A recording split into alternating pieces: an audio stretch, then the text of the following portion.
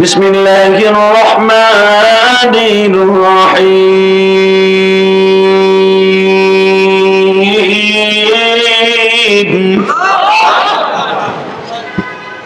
ওয়ামা আরসালনাকা ইল্লা রাহমাতাল লিল আলামিন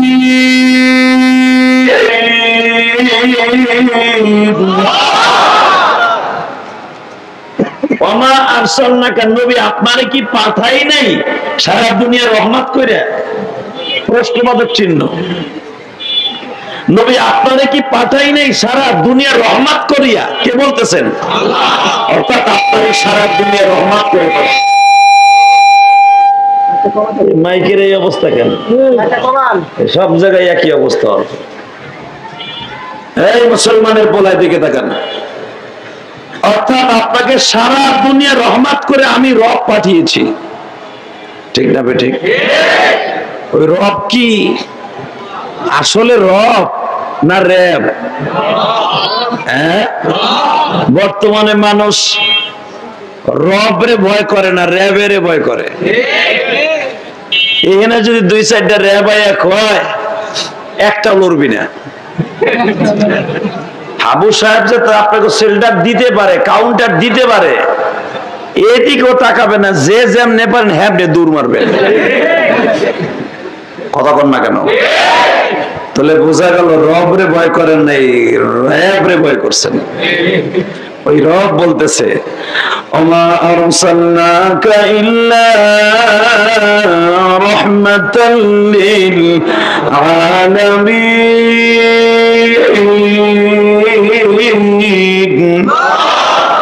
আমি আমার প্রিয় বন্ধুকে, প্রিয় হাবিবকে সারা দুনিয়া রহমত করে পাঠাইছি।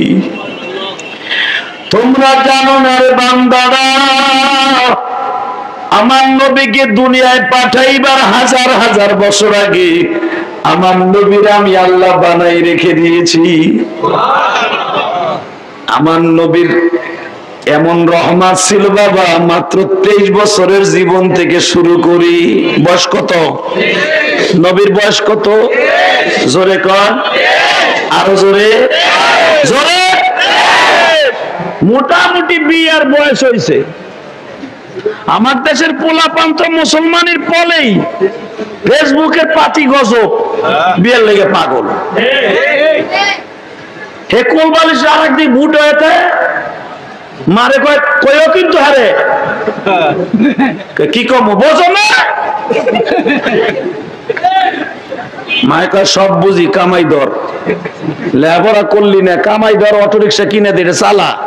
কয় না বাপের কম আসেনি, বাড়ি ভাড়া পাও না, একটা মাই এই খাইলো, আমার বিয়ে দাও। মায় কয় আরে জারুটা কই? এরকম হয় কি হয় না? জোরে কর না কেন? মোটামুটি আমার নবীর বয়স 23। কত? এ আশেকে শয়তানরা রবিউল আউয়ালে যদি কোনো আলোচনা করতে হয়, আমার নবীর জিন্দিগির আলোচনা করতে হবে, রাস্তা বইরা মিছিল দিয়ে না। এটার নাম আশেকে রাসূল না, আশেকে শয়তানি। হ্যাঁ, নবীর বয়স 23। হঠাৎ করে শুনতাছে, নবী 15 বছর বয়স থেকে শুনতাছে যে মক্কার ভিতরে একজন ধনাট্যবান মহিলা আছে। মারহাবা কোন? বিয়ে হয়েছে আরো 2টা, পোলাপান আছে ওই ঘরে 3টা। দ্বিতীয় স্বামী মারা গেছে, তার নাম ছিল আতিক বিন বশির। কি নাম? আতিক বিন বশির ইন্তেকালের পরে মহিলার বিয়ে বইব না। স্বামীটা দুটোটা মারা গেছে, এক স্বামী মারা গেছে, দ্বিতীয় স্বামী ধরছে, ওই স্বামীটা মারা গেছে। চাচার কাছে বড় হইতেছে, বাপটাও মারা গেছে। ইন দি মিন টাইমে দেখা যাইতেছে চাচাই বলতেছে মা বিয়ে তো তোর 2টা হইছে, আর কি বিয়ের সাথে বসবি নাকি এইভাবে ঘরে থাকবি, পোলাপান নিয়ে জীবন ভর কাটাবি? কথাটা কেন বলছি একটু পরে বুঝাই দিব একরাম, ভালো করে বুঝেন। পৃথিবীতে সব মাইনে নিয়ে যাবে যাকে আল্লাহ নিজে বলেছে ওমা আরসালনাকা ইল্লা রাহমাতাল লিল আলামিন। সমগ্র পৃথিবীর রহমত যিনি, জালনা বানাইলে কোনো কিছু বানাইতেন না, তারে গালি দিবি আর আমরা বয়া বয়া দুনিয়ায় পয়সা থাকবো, এটা হতে পারে না। আমার নবী যদি নারী লোভী হইতো, সেক্সুয়ালের কারণে বিয়ে করত, 2টা বিবাহ হয়ে গেছে মহিলার, 3টা বাচ্চা, জীবনের প্রথম বিবাহ করে 25 বছর বয়সের একটা যুবক 41 বছর একটা মেয়েকে, 41 বছর একটা মেয়ের কি থাকে রে? মা খাদিজা তার বড় ছেলে, আগের ঘরে বড় ছেলের বিয়া পর্যন্ত দিছে। এই অবস্থায় নবীর সাথে বিয়ে হয়েছে। কষ্ট হইতেছে? কথাগুলো দিলের কানে শুনবেন। আমার নবী কি রহমত, একটা আয়াতের তাফসীর করব। তো মা খাদিজা বলে, চাচা আমি আর বিয়ে ঠিয়ে বমু না, বিয়ের চিন্তা ভাবনাই আমার নাই। কি করবা মা? এই যে বাচ্চা আছে, বাল বাচ্চা, এগুলো নিয়েই আমি সংসার কাটাই দিব। হঠাৎ করে শুনে মা খাদিজার ব্যবসায় এমন বরকত দিছে আল্লাহ, সুবহানাল্লাহ সুবহানাল্লাহ। মাত্র 10টা দুম্বা লইয়া মাঠে নামছে ব্যবসা। মহিলাকে ব্যবসা করা এটা হারাম না, তবে অশ্লীল ভাবে না। নিজের বডি দেখাইয়া ফেসবুকে জামা কাপড় বিক্রি করবা, আরো কিছু বিক্রি করবা, আবার তানজিম সাকিবের সমালোচনা করবা। কপালে জুতার বাড়ি আছে, নট্টুকিরা কপালে জুতার বাড়ি আছে। তানজিম সাকিব কি অপরাধ করছে? যেই মগি চাকরি করে ও স্বামীরে ফেসটার দামও দেয় না। কথা কর না কেন? যেই ঘরে স্বামী স্ত্রী চাকরি করে ওই ঘরে খবর লয়ে দেখো, মগায় একদিনও খাটে ঘুমায় না, ও সোফায় ঘুমায়, ঘরে খাটের নিচে ঘুমায়। ওই বেড়া 100% সত্য কথা কইছে যে মহিলারা চাকরি করলে সন্তানের হক, স্বামীর হক কোন আদায় হয় না। আর চাকরি করতে গেলে যদি কলেজে করে অথবা যদি গার্মেন্টসে করে, তবে সব মা বোনরা না, অনেক মা বোন চাকরির ভিতর দিয়ে মা ফাতেমার মতো কাজ করে। ইল্লা মাশাআল্লাহ কিছু কিছু আছে চাকরির সুবাদে স্যারের সময় দিতে হয়, বসের সময় দিতে হয়, মানে চাকরি থাকে না। কথা কন না কে? তানজিম সাকিব তাদের কি কইছে? তোমার লাগে কেন, তোমাদের লাগে কেন? লাগবে তো, ঠিকই আছে। মহিলাদের ব্যবসা করা হারাম না। মা খাদিজা ব্যবসায়ী ছিলেন। মা খাদিজার মতো এত বড় তাজের বিজনেসম্যান ওই জামানায় দ্বিতীয় আর একটা খুঁজে পাওয়া যেত না মহিলাদের মধ্যে। 10টা দুম্বা দিয়া, হাদিসে আসছে, আমি আজকেও দেখলাম, 10টা দুম্বা দিয়া মা খাদিজা ব্যবসা শুরু করছে। মা খাদিজা একটা দুম্বা কিন্তু মাত্র 1.5 দিনার দিয়া। কত? 1.5 টাকা কইলে বুঝবেন, তাই কইলাম। 1.5 দিনার, 1.5 টাকা দিয়ে একটা উট কিনছে। সেই উট মা খাদিজা বিক্রি করছে 2.5 দিনার। আমরা কষ্ট হয়ে গেছে। মক্কার ভিতরে 17 জন মানুষ ছিল বাবা শিক্ষিত। কয়জন? জোরে কর। বানানো কথা আমি বলি না, পুরা মক্কা মদিনার ভিতরে কয়েকশো মানুষ ছিল শিক্ষিত। আজকে আমি আপনাদের আরো পরিষ্কার করে দেই, যাদের বাড়ি গোপালগঞ্জ, মাদারীপুর, শরীয়তপুর, রংপুর, দিনাজপুর, এমনকি এই মীর হাজির বাগেও আজ থেকে 50 বছর আগে মেট্রিক পাসের উপরে পাওয়া মুশকিল ছিল। তাও মেট্রিক পাস করতো ব্রিটিশ আমলে। হ্যারে দেখার লাগে টিকিট কেটে মানুষ যাইতো। কথা বল না কেন? একটা বাক্সর ভিতর টেন্ডেস্টার নাম কথা বেরিয়েতো। বিবিসি, ভয়েস আমেরিকার খবর শোনার লাগে 40 বারের মানুষ টেবিলের সামনে জমা হইতো। কেউ কথা কইতে গেলে নাক জোরে ঘুষা দিত, এবার কথা শোনা যাইতেছে না। কথা বল না কেন?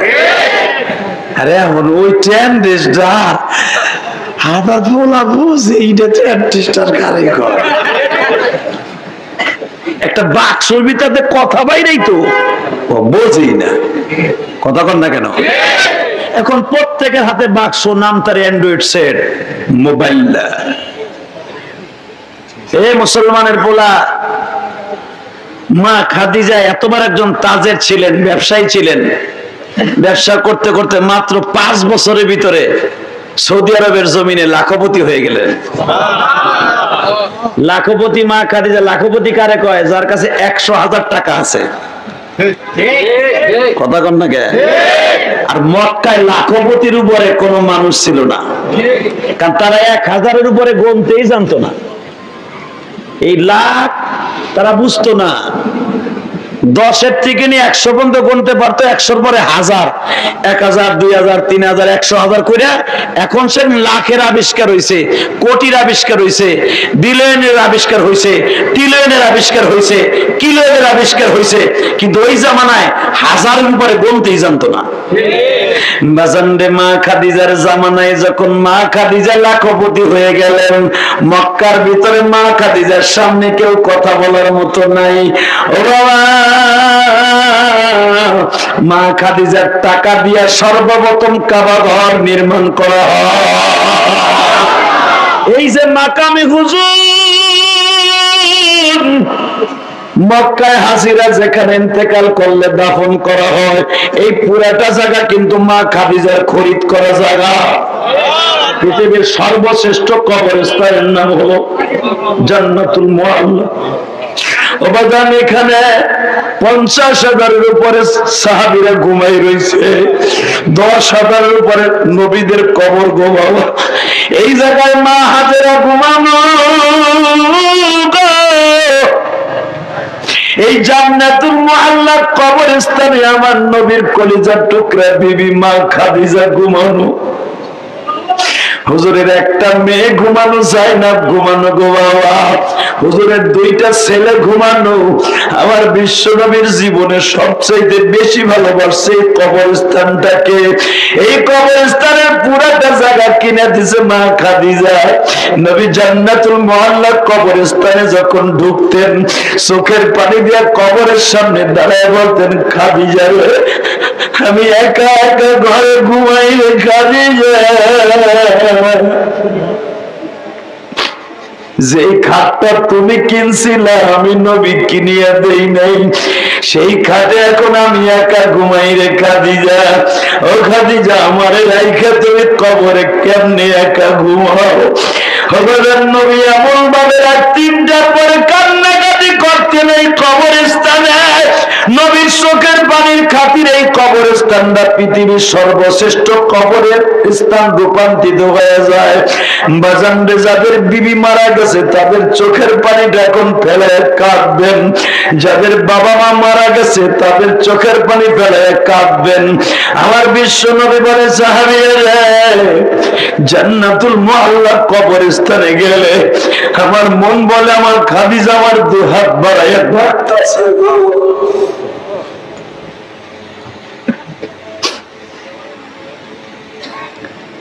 এই কবরস্থানটাকে আমার নবী এত ভালোবাসতেন। এই মাইকের আওয়াজ কমাইও না বেটা, বাড়াও, গলা ব্যথা করতেছে।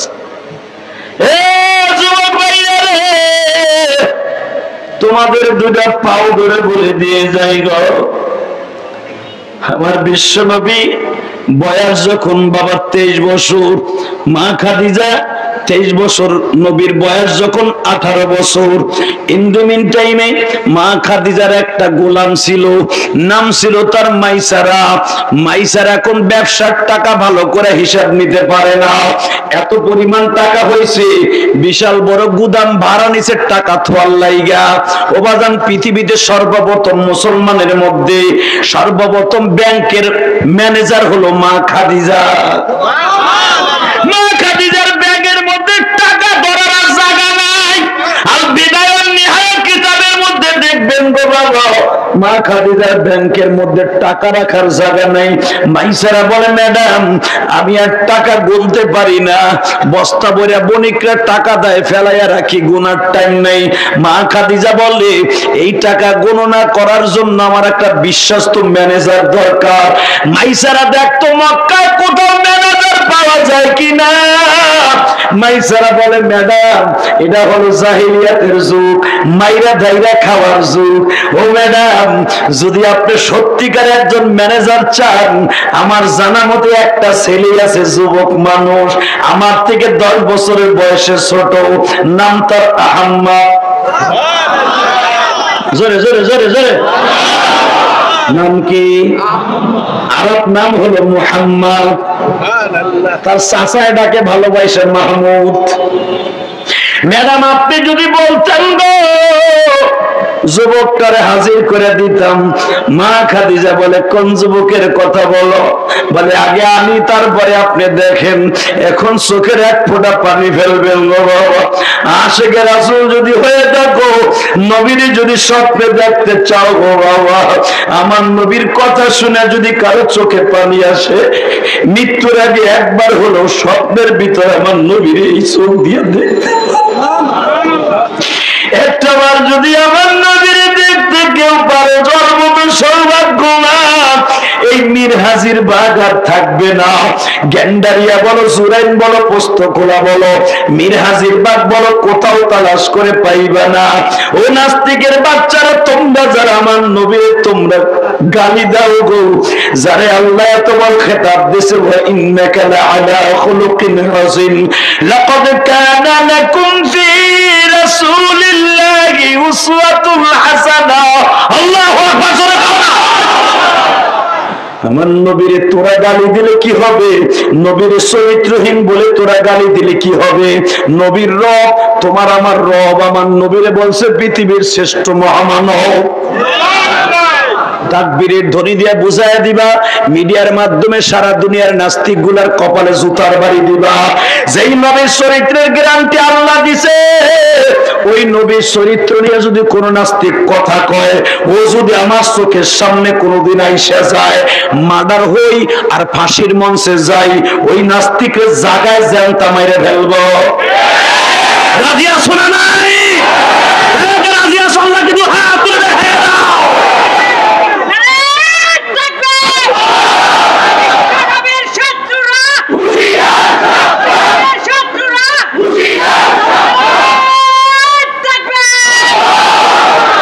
মালিক এই কণ্ঠটা দেখো, তোমার নবীর পক্ষে রাহমাতুল আলামিনের পক্ষে বাদশা মালিক। তুমি তো নদীর ওই কুল ভেঙে কুল করতে পারো, এই ছেলেটার কাছে হাউজে কাউসারও বিক্রি করতে পারো। নবীর মতো সুন্দর মানুষ কোথাও নাই, যারে ভালোবাসলে মাওলা খুশি জানো। আমি এখন এক ফোঁটা পানি দেখতে চাই গো ভাই। স্যার আমার নবীরে ডাক দিছে, ও কুরাইশ ভাই আল আমিন। নবী আমার বলে, তুমি না খাদিজার বাড়ির ম্যানেজার? হ্যাঁ। আমার ম্যাডামের কাছে যদি একটু যাইতে, ম্যাডাম আপনারে দেখতো। আমার নবীরে যখন হাজির করছে, একটা আওয়াজ দিও গো। মা খাদিজার নবীরে দেখেই বসা ছিল, দাঁড়ায় গেছে। বলেন আমার নবীর চেহারার মধ্যে আবুল বরকত ছিল গো। وما أرسلناك إلا رحمة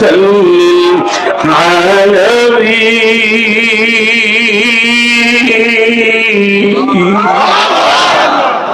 আমার নবীর চেহারা এত বরকত,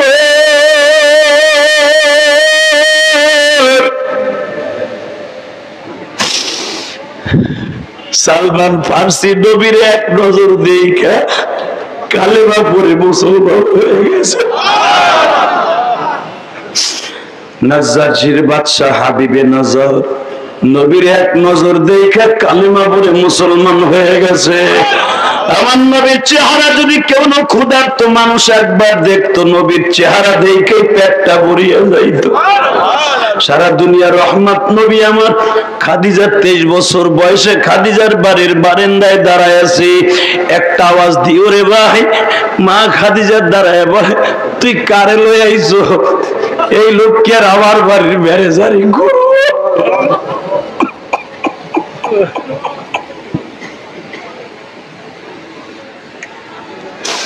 যার দাদার সম্পদ খায় পড়ে, যার চাচার সম্পদ খায় পড়ে গো, যার বাবা আব্দুল্লাহ ইন্তেকালের আগে 18 ভরি ওজনের একটা স্বর্ণের হার দিয়া আবু তালেবের হাতে দিয়া বলছিল, ভাই রে, আমি তো আর বাক্কা শহরে যাইতে পারলাম না, তখন মক্কার নাম ছিল বাক্কা। আমার বিবি আর মাত্র 5 মাস পরে ডেলিভারি হবে। মক্কায় আমার ছেলেটারে কোন মহিলা দুধ পান করাবে আমি জানি না। এই আমার হাতের মধ্যে একটা হার আছে, স্বর্ণের হার। এই হাতটা ওই মহিলারে দিয়ে বইল, মুহাম্মাদের বাবার রায়, তাতে কি হয়েছে গো? 2 বছর দুধ পান করার মাত্র 1 ভরির টাকা হয়তো মহিলার লাগতে পারে। আমি বাবা দুনিয়ায় আর বেঁচে থাকলাম না, আমার ছেলের দুধ পান করার অজুহাতে এই 18 ভরি ওজনের একটা হার ওই মহিলারে দিয়ে দিও। আবু তালেব বলছিল, ভাইরে তুই কি শিওর মারা যাবি আজকে রাতে? আবু তালেব কেন আমার নবীর এত ভালোবাসতেন গো বাবা। ও আশিক রাসূল ভাইরা এখন চোখের পানি ফেলে ফেলে কাঁদবা। আমি ইলিয়াসুর রহমান জিয়াদি 12 বছর বয়সে মা হারাইছি। চাষিদের কাছে যখন যাইতাম মায়ের মতো বুকের মধ্যে চাই ফেলে বলতি, ইলিয়াস রে, তোর মা চলে গেছে, মার কথা মনে করে আর কাঁদিস না, আমরা তো অনেক ভালোবাসি বাবা। তুই মাদ্রাসায় পড়বি, কোনো টেনশন করবি না। ওরে বাইরে আমি যখন চাষিদের আদর পাইতাম তখন এখন আমার নবীর কথা মনে পড়ে।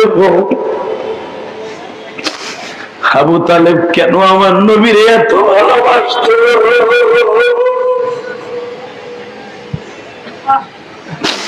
আব্দুল মুত্তালিবের এই রানের উপরে, আবু তালেবের রানের উপরে আব্দুল্লাহর মাথা এখন চিল্লাবার